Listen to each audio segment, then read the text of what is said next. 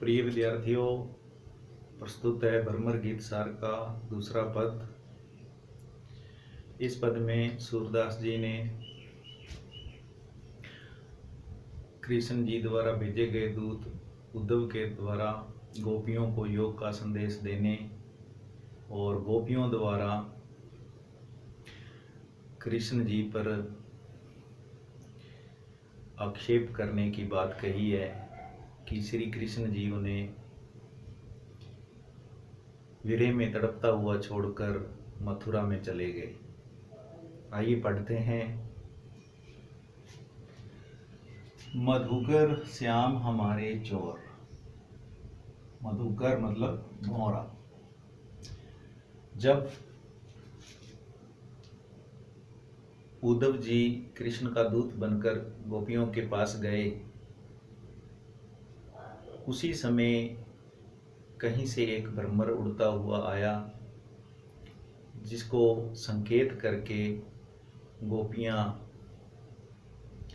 कुछ इस प्रकार से कहती हैं। मधुकर श्याम हमारे चोर। गोपियां उद्धव से कहती हैं कि श्याम रंग वाले भ्रमर के समान कृष्ण जी हमारे चोर हैं। मन हरि लियो तनक चितवनी में चपल नैन की कोर। चितवनी दृष्टि, चपल चंचल, कोर कोने। गोपियां उद्धव जी से कहती हैं कि श्री कृष्ण जी ने अपने चंचल नेत्रों के कोनों से थोड़ी सी दृष्टि डालकर उनके मन को हर लिया है, चुरा लिया है, अर्थात गोपियों को अपने प्रेम जाल में बांध लिया है। पकड़े हुते हृदय उर अंतर प्रेम प्रीति के जोर। गोपियां उद्धव से कहती हैं कि हमने तो श्री कृष्ण जी को अपने अनुराग के बल पर अपने हृदय में कसकर बांध लिया था। गए छड़ाई तोरी सब बंधन, दे गए हंसनी अंकोर।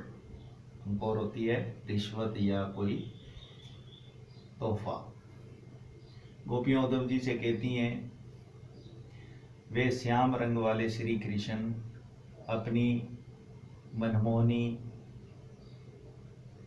रिश्वत रूपी हंसी देकर सारे बंधनों को तुड़ाकर हमें तड़पता हुआ छोड़कर मथुरा में चले गए।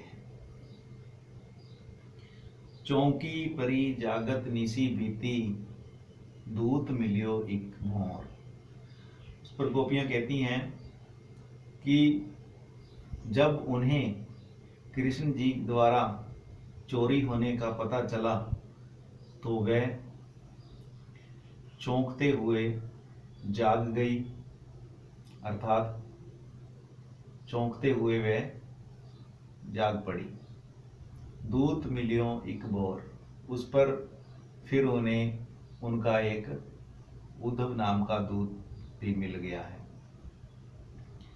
सूरदास प्रभु सर्बस लूटियो नागर नवल किशोर। सूरदास जी कहते हैं कि इस प्रकार उन चतुर रसिक श्री कृष्ण जी ने गोपियों का सब कुछ लूट लिया है।